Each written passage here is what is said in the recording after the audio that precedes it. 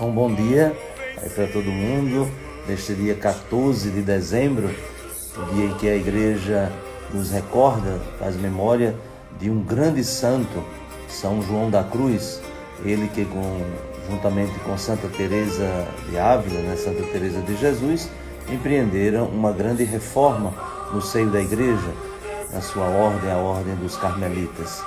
E, portanto, tanto São João da Cruz como Santa Teresa, sem dúvida, prestaram um grande serviço à igreja naquele momento e empreenderam uma verdadeira reforma, não uma reforma para separar, dividir, criar um cisma na igreja, mesmo enfrentando tantos sofrimentos e tantas dificuldades no próprio seio da igreja, no seio da sua família religiosa, dos carmelitas, mas eles não provocaram uma separação, uma quebra interna na igreja, mas pelo contrário, recuperaram aquela dimensão genuína da igreja, da sua vida de oração, da sua vida de contemplação. Então, São João da Cruz, considerado doutor da igreja, um mestre espiritual, não só para a ordem dos carmelitas, isto é, de uma forma mais restrita, mas para toda a igreja, porque como ele foi reconhecido doutor da igreja, então os seus ensinamentos, eles são válidos para toda a igreja, os seus escritos de uma profundidade espiritual muito grande, a subida do Monte Carmelo e tantos outros escritos que ainda hoje, depois de séculos, nós bebemos dessa fonte espiritual. E como dizíamos, São João da Cruz, ele foi um instrumento de Deus para que, de fato, a igreja, naquele momento, que precisava de recuperar, de tomar consciência dos valores fundamentais, da sua identidade, da sua missão.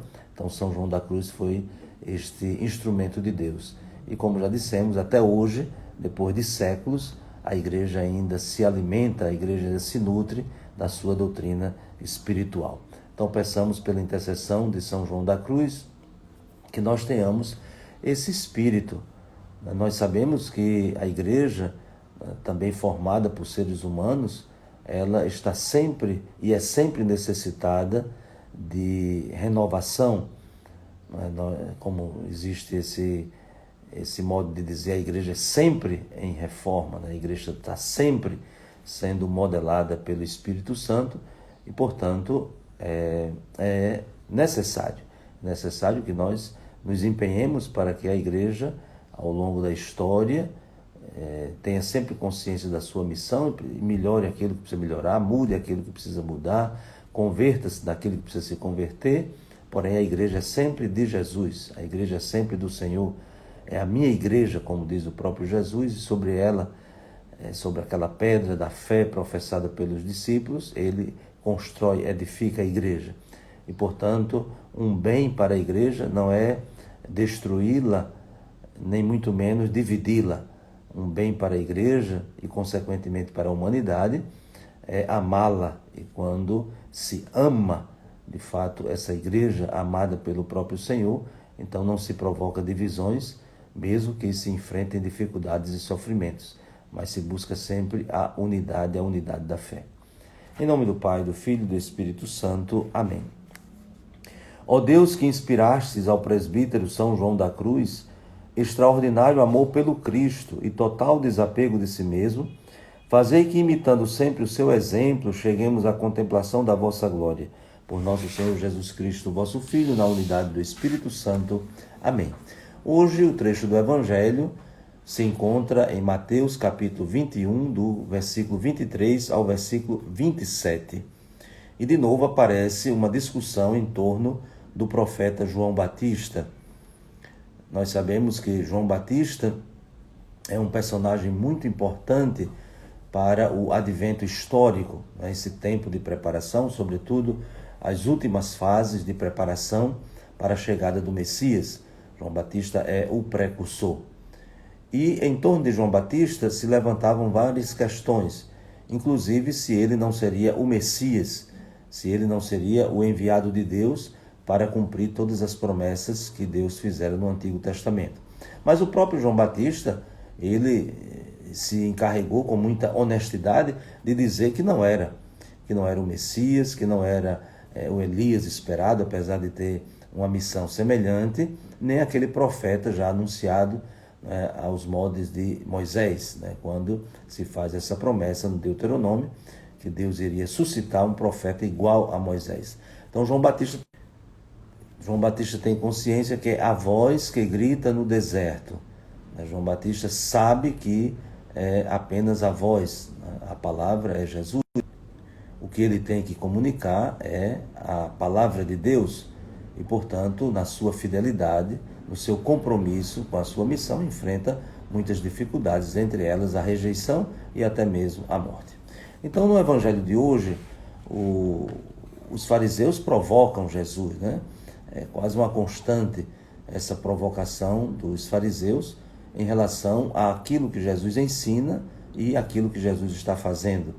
Então Jesus volta ao templo, nós já sabemos aquele episódio muito marcante e significativo, quando Jesus faz a purificação do templo, e aquilo provocou muitas discussões. E aí os fariseus perguntam, os anciãos, os mestres do povo, as autoridades, perguntam a Jesus qual é a autoridade que ele tem para fazer tudo isso. Os seus ensinamentos, os seus gestos e toda a sua missão, então, é objeto desse questionamento. E eles até perguntam, quem deu a você esta autoridade? Jesus, que não se intimida, o fato de Jesus não ter dado uma resposta a essa pergunta de forma explícita, não significa que Jesus estava intimidado. Mas Jesus, como mestre, faz sempre pensar, para que eles tomem consciência também daquilo que eles estão perguntando. E aí Jesus devolve a pergunta fazendo outra pergunta.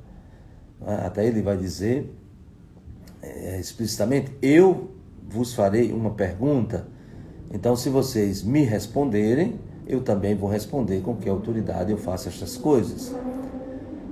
Aí a pergunta que Jesus faz é em relação a João Batista, ao batismo de João Batista. E qual é o significado do batismo de João Batista? É o convite à conversão, o convite à mudança de vida. Então ali está um ponto fundamental. Os fariseus, os mestres da lei, os anciãos, todo esse povo resiste ao ensinamento de Jesus porque não compreendeu o ensinamento de João Batista. Não compreendeu o significado do batismo de João Batista. Até mesmo poderiam até admirar João Batista, porém não entenderam qual era o batismo que João Batista estava realizando. O batismo de João Batista é justamente um sinal de preparação. Então, se é uma preparação, haverá a realização. A realização é com Jesus. Então, a pergunta de Jesus é muito provocativa. De onde vinha o batismo de João? Do céu ou dos homens?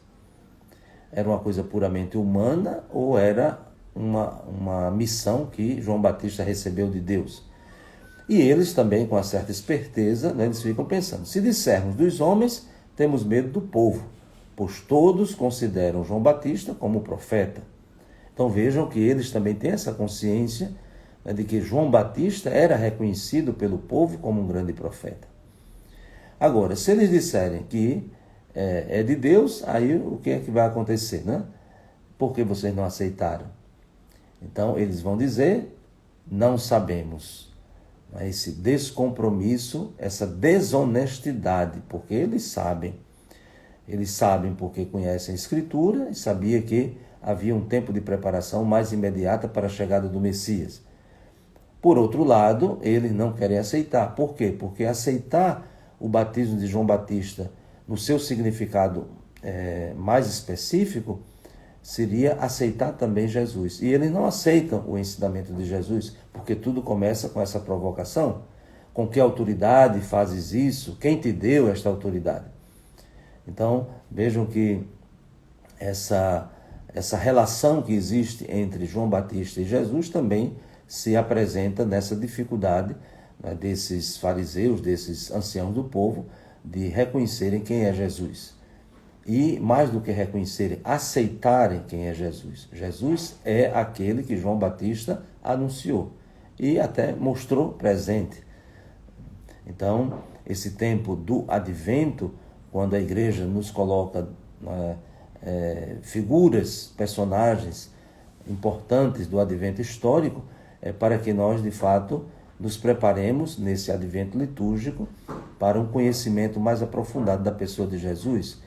Esse tempo do advento não nos prepara apenas para uma noite da celebração do Natal do Senhor, mas esse tempo do advento, quando somos ajudados pela própria palavra de Deus, pela liturgia e pela caridade que devemos praticar, então é um tempo que faz-nos sintonizar ainda mais com esse mistério da pessoa de Jesus. Então, para respondermos quem é Jesus, e claro que a resposta não pode ser só uma resposta teórica, é uma resposta de adesão de fé. Então, que o Senhor nos ajude a fazermos este caminho, né? Entramos na 3ª semana do tempo do Advento, para que, de fato, possamos crescer sempre mais no conhecimento da pessoa de Jesus, celebrando o seu Natal, mas testemunhando a sua presença entre nós. Então, que desça sobre vós a bênção de Deus Todo-Poderoso, Pai, Filho e Espírito Santo. Amém. Um bom dia para todos e até amanhã, se Deus quiser.